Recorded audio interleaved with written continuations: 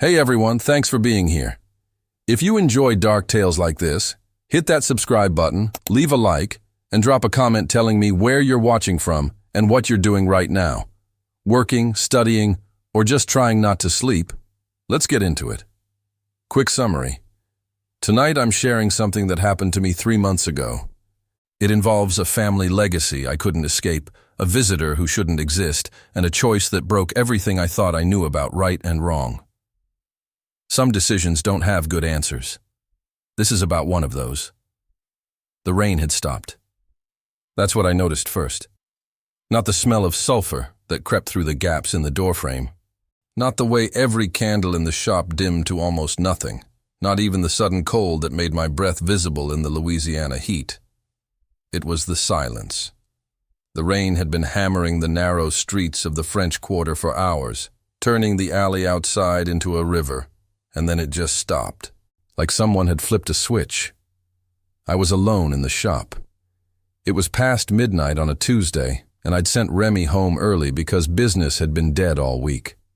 The tourists were scared off by the storms, and the locals knew better than to come around when the weather turned bad. My name is Julian Thorne, and I've run this place, Maison Thorne, since my grandfather died 7 years ago. Before that, my grandfather ran it. Before him, his mother.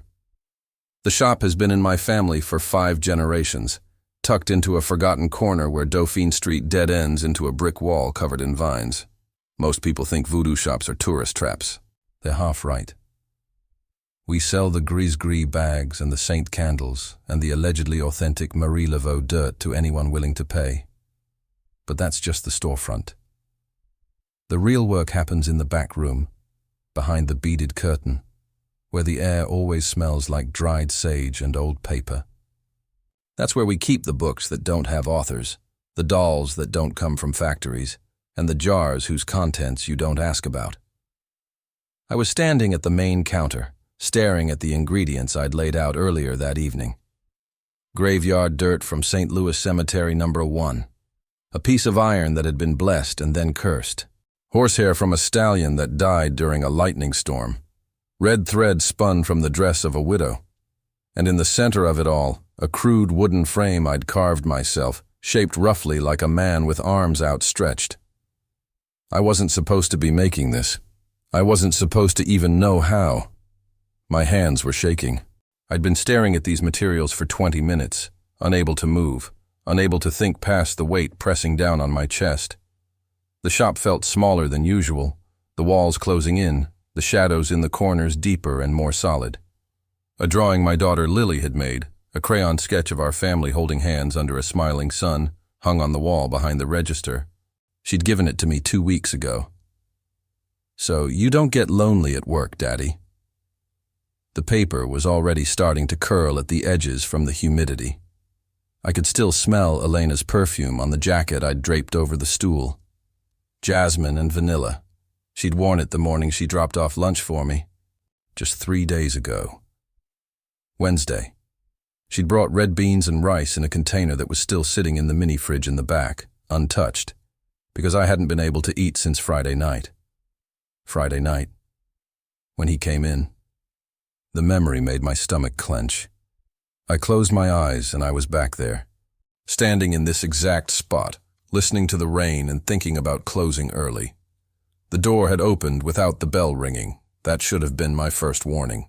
The bells over the door were old brass, loud enough to wake the dead, and they rang for everyone. Everyone except him. He'd looked human at first. That was the thing that made it worse. He was tall, maybe 6'3", wearing a gray suit that looked expensive but somehow wrong, like it had been tailored for a body that wasn't quite the right shape. His face was handsome in that generic way that makes you forget it the moment you look away. Brown hair, clean-shaven, dark eyes that didn't reflect the candlelight properly. "Good evening," he'd said, and his voice had come from somewhere deep and far away, like an echo in a well. "I'm looking for something specific, something only you can provide." I'd dealt with plenty of strange customers over the years. People who thought they were vampires. People who wanted love spells for their exes. People who came in high and asked for things that didn't exist. But this was different. The temperature had dropped 10 degrees when he walked in. The candles had flickered. And when he smiled, his teeth were too white. Too many, arranged in a way that wasn't quite right. "We're about to close," I'd said, keeping my voice steady. "Come back tomorrow and I'll—" No. The word wasn't loud, but it filled the entire shop, pressing against my eardrums. "You'll help me now, Julian Thorne. You'll help me because you're the only one who can. And because if you don't, everyone you love will die screaming." That's when I knew. This wasn't a customer. This wasn't even human. He'd walked to the counter. No, he'd moved to the counter. Because I didn't see him walk, he was just suddenly there, leaning forward, his hands flat on the wood. Up close, I could see the wrongness in his eyes. They were too dark, like looking into empty sockets. And when he blinked, the movement was mechanical, deliberate, like he was remembering how humans were supposed to do it. "I need you to make something for me," he'd said. "A doll. A very particular kind of doll, One that can wound the Archangel Michael and open the way for my master to walk upon the earth." The words had hit me like a punch to the gut. I'd stepped back, my hand automatically reaching for the iron nail I kept under the counter. Old protection, the kind my grandfather had taught me. But before I could grab it, the thing in the gray suit had laughed, a sound like grinding glass. "Iron won't help you. Salt won't help you. Your little wards and your grandmother's prayers won't help you." He'd straightened up, adjusting his tie with fingers that bent at angles fingers shouldn't bend. "But perhaps this will motivate you." He'd reached into his jacket and pulled out a phone. An iPhone. Perfectly ordinary, except that it was showing a video I knew I'd never recorded. The screen showed Elena, my wife, sitting in a chair in a room I didn't recognize. Her wrists were bound with something that looked like rope, but moved like it was alive, tightening and loosening with her breathing. Her mouth was gagged. Her eyes were wide with terror. Behind her, I could see my children. Thomas, 9 years old, wearing his favorite Superman pajamas. Lily, 7, clutching the stuffed rabbit she couldn't sleep without. They were sitting on the floor, bound the same way, and Thomas was crying silently, his small shoulders shaking. "They're alive," the thing had said, pocketing the phone. "For now. They'll stay alive as long as you cooperate. The moment you refuse, the moment you try to run, the moment you tell anyone what's happening, they die. Not quickly. Not cleanly. I'll make sure their last hours are the worst experience any human being has ever endured, and I'll make sure you hear every scream." My knees had almost given out. I'd grabbed the counter to keep from falling, my vision swimming, my chest so tight I couldn't breathe. "Please," I'd whispered. "Please don't hurt them. I'll do whatever you want, just don't hurt them." "I know you will," he'd said. "You will." And smiled that wrong smile again. "You have 1 week, 7 days to gather what you need and create the doll. The instructions are in your grandfather's journal, the one he kept hidden, the one he made you promise never to read." He'd known. Somehow, this thing had known about the journal, the one my grandfather had given me on his deathbed, sealed in a leather case with a lock that required a key I'd never used. "Read this, and you'll damn yourself," Grandfather had said, his hand gripping mine with surprising strength for a dying man.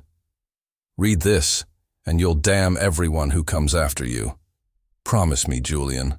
Promise me you'll burn it without looking inside." I'd promised. And I'd kept that promise for 7 years, keeping the journal locked in the safe in the back room, never even tempted to open it. Until now. 1 week, the thing had repeated. "I'll return next Friday at midnight. Have the doll ready, or your family pays the price. And Julian?" He'd leaned close. He'd leaned, his breath smelling like burned matches and rotting flowers. "Don't try to be clever. Don't try to make a fake. I'll know. And if you think your family's protection wards can keep them safe, they can't. I'm already inside your home. I'm in their dreams. I'm in the walls. There is nowhere you can hide them that I won't find. Then he turned and walked out.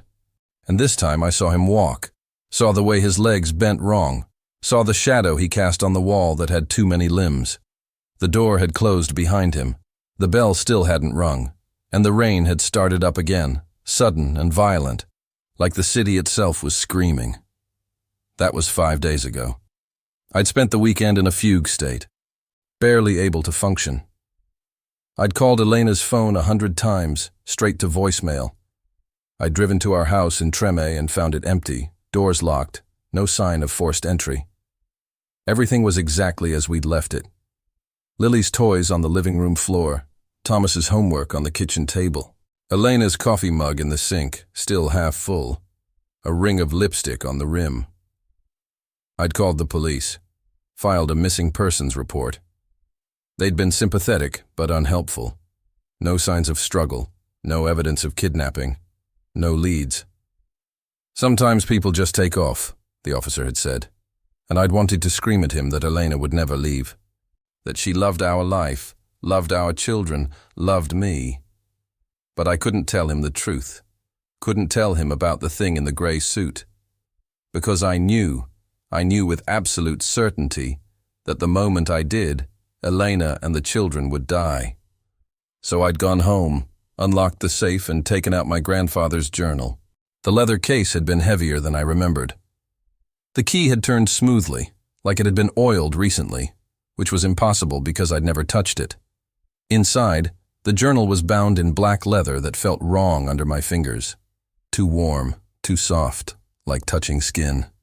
The pages were yellowed parchment covered in my grandfather's tight, precise handwriting. I'd opened it to the first page. If you're reading this, then you've already made a terrible mistake, or someone has forced your hand. Either way, what comes next will change you. There is no going back from this knowledge.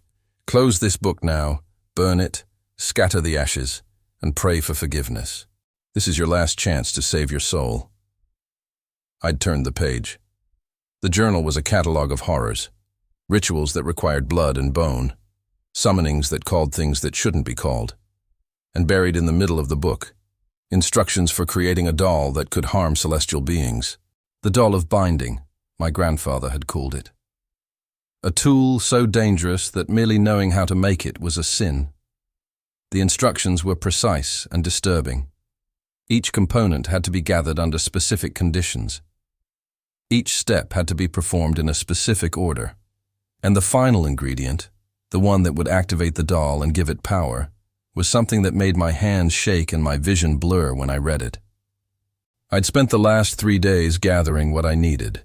The graveyard dirt had been easy. I knew a caretaker at St. Louis No. 1 who owed me a favor. The iron had required a trip to a scrapyard in Chalmette, where I'd found a piece from a burned-down church. The horsehair had cost me $200 and a promise not to ask questions. The red thread had been the hardest.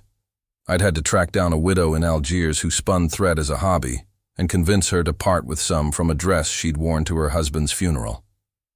Now everything was here, laid out on the counter, waiting for me to begin, but I couldn't move, couldn't start, because starting meant accepting what came next. Starting meant acknowledging that I was about to create something that could genuinely hurt an archangel, that could help bring the actual devil into the real world.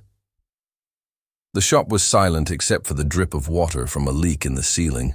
We'd been meaning to fix that for months, and the distant sound of a car passing on Dauphine Street. The candles had burned down to stubs, pools of wax hardening on the holders. My back ached from standing so long. My eyes burned from lack of sleep. I picked up the wooden frame, feeling the rough grain under my fingers. I'd carved it from a piece of cypress wood I'd found in the bayou, working late at night when I couldn't sleep, when the absence of my family felt like a physical wound. The shape was crude, but intentional. Arms spread wide, head tilted back, legs slightly bent. It looked like someone in pain, someone being crucified. That's when I heard it. A soft scraping sound from the back room, like nails on wood, like something moving in the dark. I froze, the frame still in my hands, my heart hammering against my ribs. The back room was supposed to be empty. I'd checked it twice before I started working. I'd made sure all the doors were locked, all the windows closed. The scraping came again, louder this time, followed by a wet, dragging sound. "Hello?" My voice came out hoarse, barely above a whisper. No response. Just the scraping, steady and rhythmic, moving from the back room toward the beaded curtain that separated it from the main shop. I set down the frame and reached under the counter, my fingers closing around the iron nail. It felt pathetic, a 3-inch piece of rusted metal against whatever was making that sound. But it was all I had. The thing in the gray suit had said iron wouldn't help, but iron was old magic, the kind that predated books and words, and maybe, just maybe. The beaded curtain parted. Mrs. Delacroix stood in the doorway. I almost laughed with relief. Mrs. Delacroix was a regular customer, a tiny woman in her 80s who'd been coming to the shop since before I was born. She bought herb bundles and candles for her arthritis, and she always paid in exact change counted out from a coin purse that looked older than she was. But my relief died when I saw her face. Her eyes were wrong. Milky white, like cataracts, had taken over completely, but somehow I knew she could see me perfectly. Her mouth was open slightly, and when she breathed, the sound was wet and rattling. Her hands, those small, wrinkled hands that had always moved with careful precision, were shaking, fingers twitching like they were being controlled by strings. "Julian," she said. But the voice wasn't hers. It was his, the thing in the gray suit. Coming out of this elderly woman's mouth, deep and resonant and utterly wrong. "I thought you might need some encouragement." "Let her go," I said, gripping the iron nail so hard it cut into my palm. "She's got nothing to do with this." Mrs. Delacroix's mouth twisted into a smile that looked painful. "Everyone has something to do with this, Julian. Your grandfather understood that. He understood that the shop sits on a threshold, a thin place where the walls between worlds grow weak. He understood that by maintaining this place, by performing the rituals and keeping the wards strong, he was holding back something vast and hungry." She took a step forward, and I saw that her feet weren't quite touching the ground. She was floating, just an inch off the floor, her house dress swaying as if in a breeze I couldn't feel. "He also understood," the voice continued, "that there would come a time when a choice would have to be made, when the price of protection would come due. That time is now, Julian. You can create the doll and save your family, or you can refuse and watch everything you love turn to ash. But know this, if you refuse, if you try to run, I won't just kill them. I'll make sure the wards fail. I'll make sure this shop, this precious legacy your family has guarded for generations, becomes a doorway for things that make me look benevolent." "Why?" The word burst out of me, desperate and raw. "Why me? Why my family?" Mrs. Delacroix's head tilted at an angle that would have broken her neck if she were truly in control of her body. "Because your bloodline is the key, Julian. Because your great-great-grandmother made a deal with my master, and now that debt must be paid. Because the world is changing, and the old barriers are crumbling, and we need someone with your skills to open the final door." "I don't believe in destiny," I said, but my voice shook. "Then believe in love," the thing said through Mrs. Delacroix's mouth. "Believe in your wife's smile. Believe in your son's laughter. Believe in your daughter's drawings.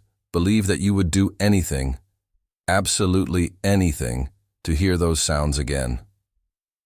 Mrs. Delacroix's eyes cleared suddenly, the milkiness receding, and for just a moment I saw her, the real her, looking out at me with an expression of absolute terror and profound sadness. Her lips moved, forming words without sound. "Run. Please run." Then the milkiness returned, and she collapsed like a puppet with cut strings, crumpling to the floor in a heap of elderly limbs and cotton fabric. I vaulted over the counter and dropped to my knees beside her, my fingers searching for a pulse. It was there, thready and weak, but steady. She was alive. Unconscious, but alive. Behind me, the door to the shop opened. No bell, no sound of the lock turning, just the sudden influx of humid night air and the smell of approaching rain. I didn't turn around. I already knew who it was. 5 days left. Julian, the voice said, and this time it was coming from everywhere and nowhere, filling the entire shop. Your family is waiting. Don't disappoint them. The door closed. The temperature returned to normal. Mrs. Delacroix stirred in my arms, mumbling something in Creole. I sat there on the floor, holding this unconscious old woman, surrounded by candles and charms and all the accumulated magic of 5 generations, and I understood with perfect clarity that I had no choice at all. I was going to make the doll. I was going to do exactly what the thing wanted. Because in the end, when you're faced with losing everything that makes life worth living, morality becomes a luxury you can't afford. I called an ambulance for Mrs. Delacroix. The paramedics arrived within 10 minutes. They loaded her onto a stretcher, checked her vitals. One of them squeezed my shoulder and said, "You probably saved her life." I watched the ambulance pull away, its red lights painting the wet street in pulses of crimson, and thought about how wrong she was. It was 2 a.m. when I locked the shop door. My hands were steady now. Something had shifted when I made the decision. The paralysis was gone, replaced by cold purpose. I had 4 days left. I gathered the materials and carried them to the back room, the space where my grandfather had done his real work, windowless, lit by candles that never seemed to burn down. Shelves holding jars of things preserved in liquids that caught the candlelight wrong. In the center stood a cypress workbench, scarred from decades of use. I laid everything out: graveyard dirt in a brass bowl, the blessed and cursed iron, horsehair, red thread, and the wooden frame. Then I opened the journal. The doll of binding requires 7 components. The first 5 you have gathered. The 6th must be obtained from a place of deep sorrow, where the boundary between life and death has been worn thin by grief. According to the journal, I needed Materi Cemetery, a mausoleum where a mother and daughter died in a fire. I needed dirt from that grave, gathered at dawn, mixed with tears of genuine mourning. I set my alarm for 5 a.m. but couldn't sleep. Every time I closed my eyes, I saw Elena's face, Thomas crying, Lily clutching her rabbit. At 4:30 I gave up and made coffee. The bitter liquid did nothing. I was beyond tired now, running on fumes and fear. The drive to Materi took 20 minutes through empty streets. I climbed the fence and found the mausoleum using the journal's directions. Simple stone structure. 2 names carved above the door: Margaret Rousseau, 1954-1989, and Claire Rousseau, 1982-1989. Mother and daughter, 7 years old when she died, same age as Lily. Something broke inside me. A 7-year-old had burned to death, and I was about to desecrate her grave for a ritual that would hurt an angel. But I thought of Lily, and I knelt down and began to dig. The dirt came away easily, like it wanted to be taken. I filled a cloth bag, sealing it with red thread. Then I started to cry. Real tears, bitter and hot. For the Rousseaus, for Mrs. Delacroix, for my family, for what I was becoming. Back at the shop by 6. Remy arrived at 9. The day passed in a blur. Tourists, locals, small talk. All while the materials waited in the back room. Remy asked about Elena and the kids. "Nothing yet," I managed to say. At 7 p.m. I sent him home. Then I returned to the back room and got to work. The process was precise and disturbing. I braided horsehair with red thread while speaking words in a language I didn't recognize but somehow knew. Syllables that felt oily on my tongue. The iron had to be heated until it glowed, then pressed into the frame to create marks like wounds. The graveyard dirt, mixed in specific proportions, packed into the hollow I'd carved in the frame's chest. With each step, the temperature dropped. My breath became visible. The candles flickered. I could feel something watching, not the entity, but something vast and utterly indifferent to human suffering. 3 hours later, the doll looked wrong. Still just wood and dirt and thread and iron. But it had presence now. Weight. Like it occupied more space than it should. I wrapped it in black cloth and hid it in a drawer with a false bottom. Then I went upstairs to the apartment. Elena's books on the nightstand, Thomas's Legos on the floor, Lily's drawings on the refrigerator. I forced myself to eat stale crackers and opened the journal again. The sixth ingredient would transform the doll from object to weapon. The breath of the betrayed, air from someone who'd been betrayed by someone they loved, captured at the moment of realization. The journal specified a bar in the bywater. I needed a glass vial and the right moment. That instant when someone realized their partner was cheating, lying, had never loved them at all. It felt like the cruelest thing yet, not just witnessing pain but harvesting it.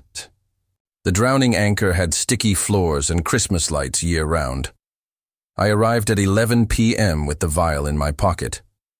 Old glass, cold even in the humid heat. I waited, watching the sad theater of human connection play out. Then a couple walked in. A woman in her 40s with graying hair and a younger man who kept his hand possessively on her back. Another woman entered, younger, blonde, confident. She spotted the man and froze. I saw it happen in slow motion, the man's face going pale, the blonde's expression shifting to bitter satisfaction.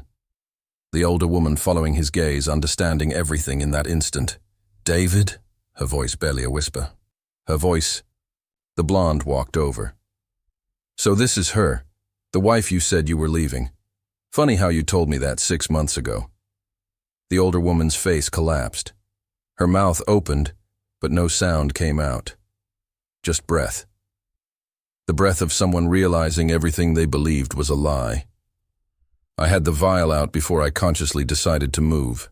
Something flowed into the glass, not air, something heavier, colder, the crystallized essence of betrayal. I sealed it and left. Behind me, the woman started to cry. Back at the shop, I worked through the night, heated the vial over lightning-struck wood, cracked it with a silver knife. Something like steam, but moving like liquid smoke, poured into the doll's carved mouth. The doll's eyes, which I hadn't carved, which shouldn't exist, opened. I stumbled backward, knocking over the candle. Darkness. When I lit a match, the eyes were closed again. Just carved wood. But I knew what I'd seen. The doll was waking up. 2 days left. 2 days to find the seventh ingredient. According to the journal, the willing sacrifice of innocence. Not metaphor. Actual innocence. Freely given from someone who didn't understand what they were giving away. I read through examples, searching for a loophole. But the language was clear. It had to be willing. It had to be innocent. I thought about Remy, about children in the shop, about my own children. No. That was a line I wouldn't cross. Someone knocked at 4 a.m. Through the glass, I saw a small, hunched figure. Mrs. Delacroix stood there, soaking wet. Her eyes clear, her hands steady. "May I come in, Julian?" I let her enter. She moved to the counter, running her fingers across the wood. I remember what happened, what he made me say. "I'm sorry," I whispered. "Don't be sorry for me. Be sorry for the choice you're making. I don't have a choice. If I don't finish the doll, my family dies." "There is always a choice, Julian." She pulled out a small object wrapped in cloth. "Your grandfather knew this." She unwrapped it, a silver key with strange symbols. "There's a second safe, in the floor under the workbench. Your grandfather left instructions, a way out, but it requires sacrifice of a different kind." The key was cold. What kind of sacrifice? The kind that breaks bloodlines, the kind that ends legacies. He couldn't do it himself. He loved you too much. But he left you the choice he couldn't make. Her expression changed, eyes wide with fear. "He's coming." "Julian, listen. Whatever you decide, remember that love isn't just protecting the people you hold. Sometimes love is letting go. The temperature dropped. Candles went out. A voice filled the shop. Everywhere, the walls, the air, inside my skull. 3 days have passed, Julian Thorne. Just the final ingredient now. Tomorrow night I'll send you proof of what happens when I grow impatient. Your word means nothing, I said into darkness. Laughter, shaking the bottles on shelves. But your wife's life means something. Your children's screams mean something. The darkness lifted. The candles reignited. Mrs. Delacroix was gone, vanished as if she'd never been there. But the key was still in my hand. I moved the workbench aside. There, set into the floor, was a small safe. The key fit perfectly. Inside was a leather-bound book, my grandfather's handwriting, dated weeks before his death. The first page, Julian, if you're reading this, then my greatest fear has come to pass. The debt has come due. I'm sorry, so profoundly sorry. What I'm about to tell you will hurt more than anything they can threaten. But you need to know the truth about our family, about the shop, and about the real purpose of the doll of binding. We are not the guardians, we are the lock, and you are the key. My hands shook so badly I could barely turn the page, but I did, and I read. And with every word, the world I thought I understood fell apart. The truth was worse than I'd imagined. And now, I had to decide which kind of sacrifice I could live with. I read my grandfather's book through the night. Every word was a knife turning in my chest. The truth about our family wasn't what I'd believed. We weren't protecting the world from darkness, we were containing it. The shop itself was built over a fracture in reality, a place where something ancient had tried to break through 200 years ago. My great-great-great-grandmother hadn't been a voodoo priestess serving the light. She'd been the one who made the original bargain. She'd summoned something to save her dying husband. Something that called itself Azeroth. It had agreed to heal him, to give their family prosperity and power. But the price was eternal servitude. Every generation would maintain the shop, would perform the rituals that kept the fracture sealed. And every 5th generation a choice would be presented. Complete the doll of binding, or watch the bloodline end. I was the 5th generation.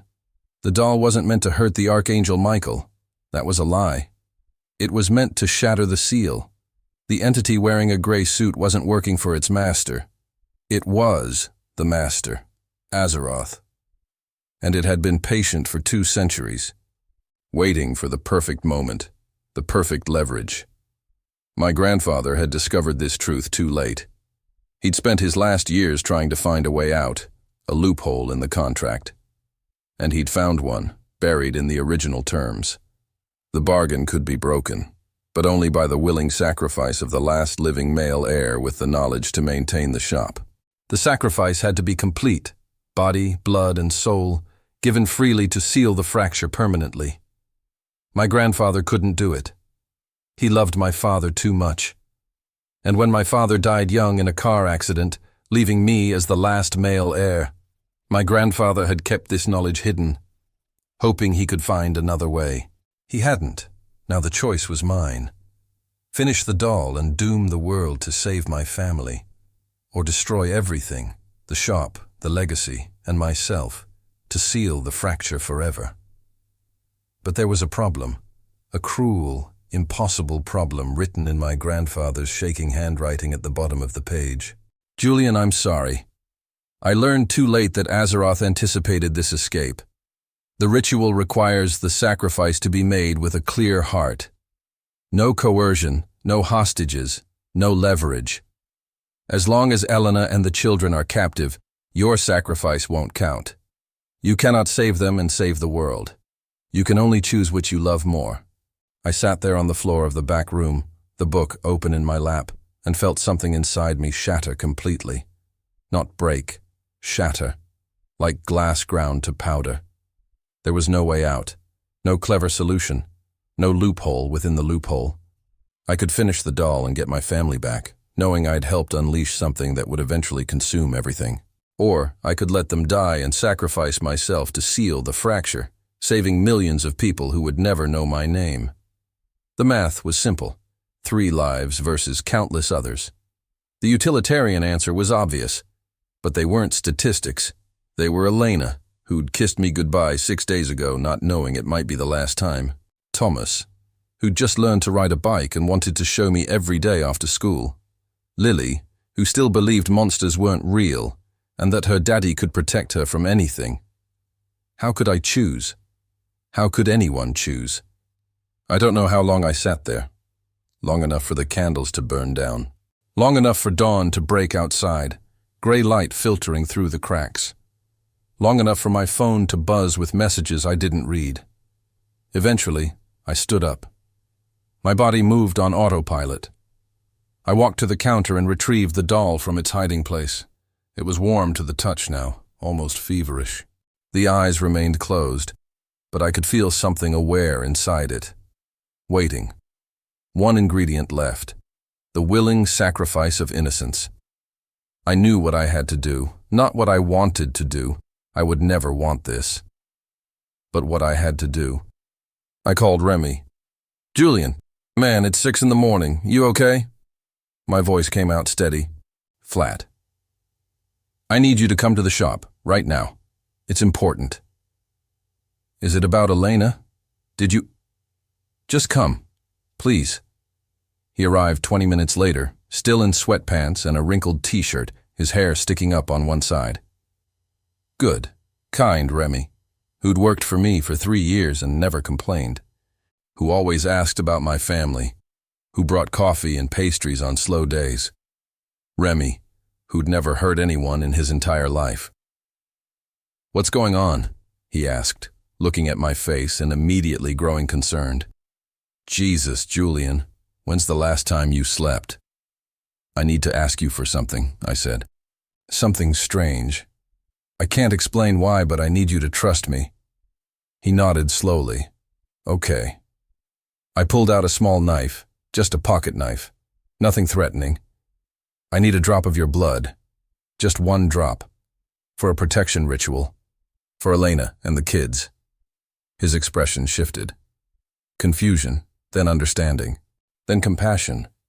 He thought I was losing it, going crazy with grief, but he loved me enough not to say so. "Julian, I don't think—" "Please." The word came out broken. "Please, Remy. Just 1 drop. That's all I need." He stared at me for a long moment. Then he held out his hand. "Okay, if you think it'll help." I almost couldn't do it. Almost threw the knife away and told him to run, to get out while he still could. But I thought of Thomas's face, of Lily's drawings, of Elena's smile. I pricked his finger.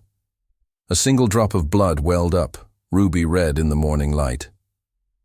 "Thank you," I whispered. He had no idea what he'd just given me. No idea that his innocent blood, freely offered out of love and trust, was the final component. The willing sacrifice of innocence. After he left, confused but satisfied he'd helped, I returned to the back room, mixed the blood into the doll according to the journal's instructions, spoke the final words. The doll's eyes opened. This time they stayed open.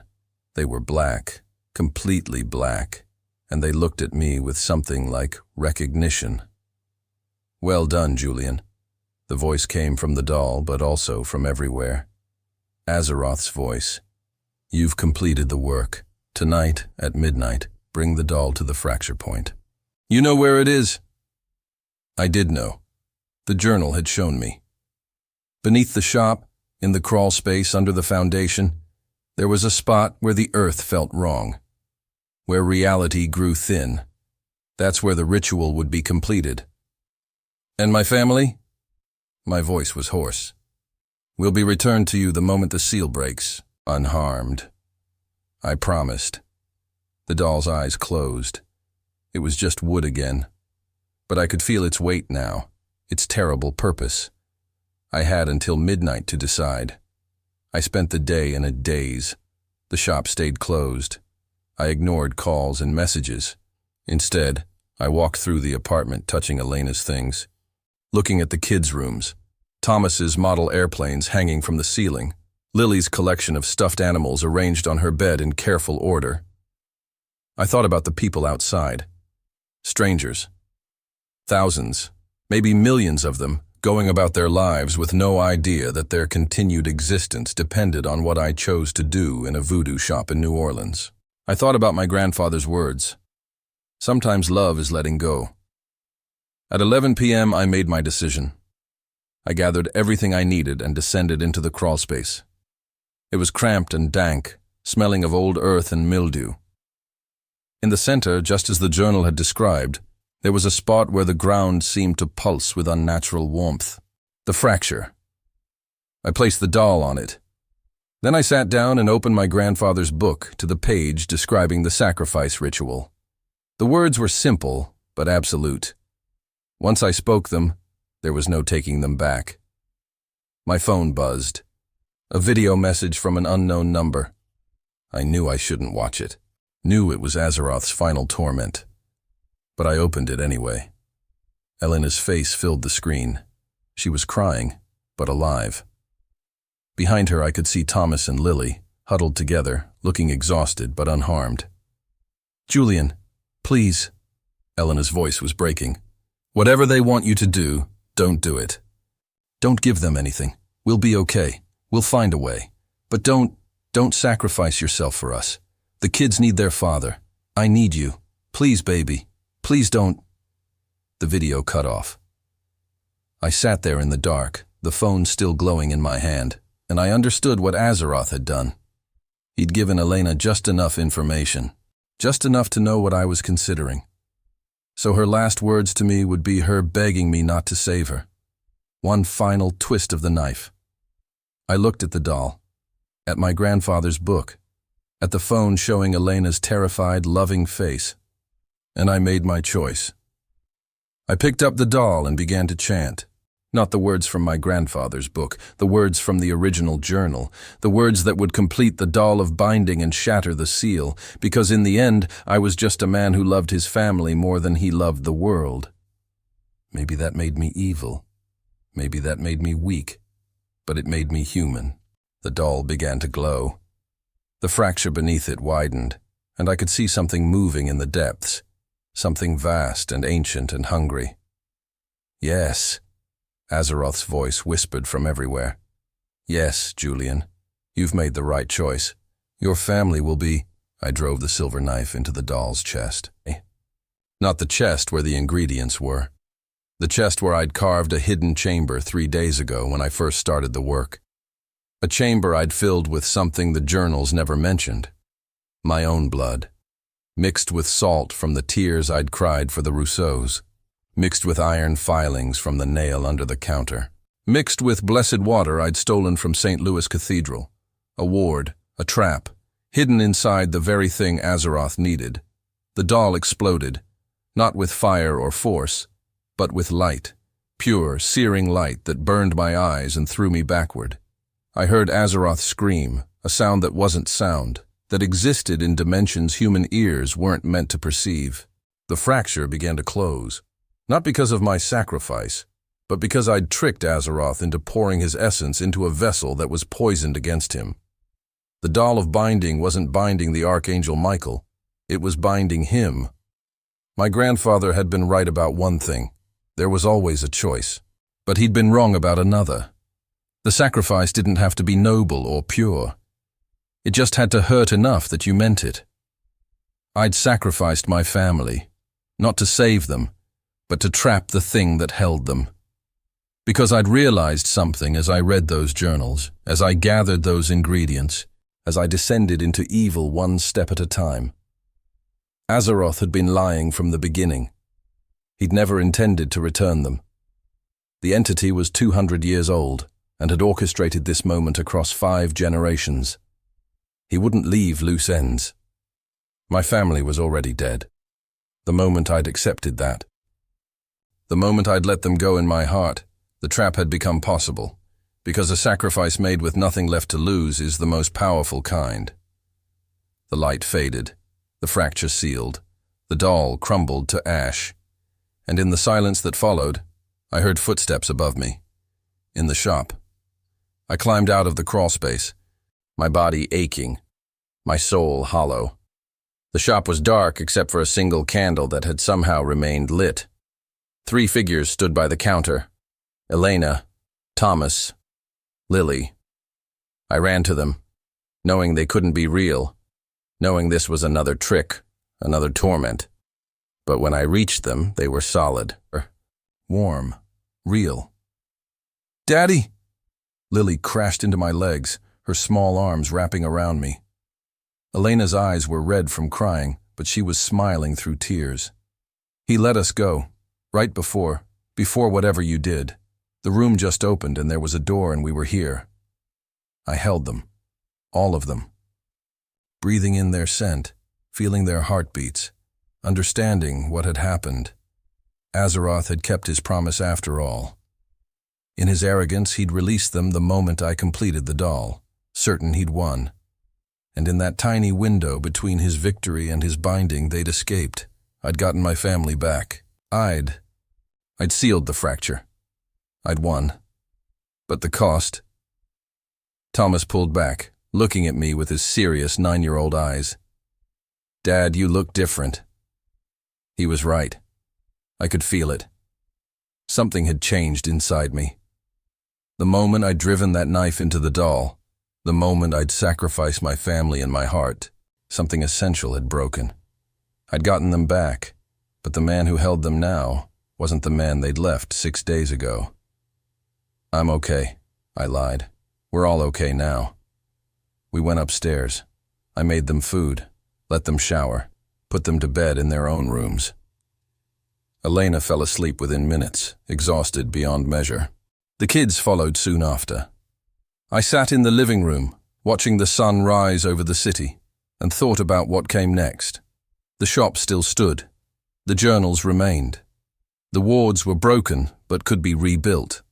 The fracture was sealed, but seals could weaken. My grandfather had been the lock. I'd been the key. But what was I now? The phone buzzed, a text from an unknown number, just 2 words. Not over. I deleted it, walked to the kitchen, poured the strongest drink I could find, and as I stood there, watching my family sleep in the home I'd almost sacrificed them to save, I understood something my grandfather had known all along. Some legacies can't be escaped. Some choices don't have good endings, and some victories taste exactly like defeat. But we were alive, together, and for now, that would have to be enough. Even if I could feel the darkness watching, waiting, patient. Because entities like Azeroth don't die. They hibernate, and they remember. The shop would reopen tomorrow. Life would continue. We'd pretend everything was normal. But at night, when the house was quiet, I'd go down to the shop and rebuild the wards. Strengthen them. Study the journals for weaknesses I'd missed. Because I'd learned the hardest truth of all. Protecting the people you love means accepting that the fight never really ends. You just learn to live in the space between battles, holding tight to whatever light you can find in the dark, and hoping it's enough when the darkness comes knocking again.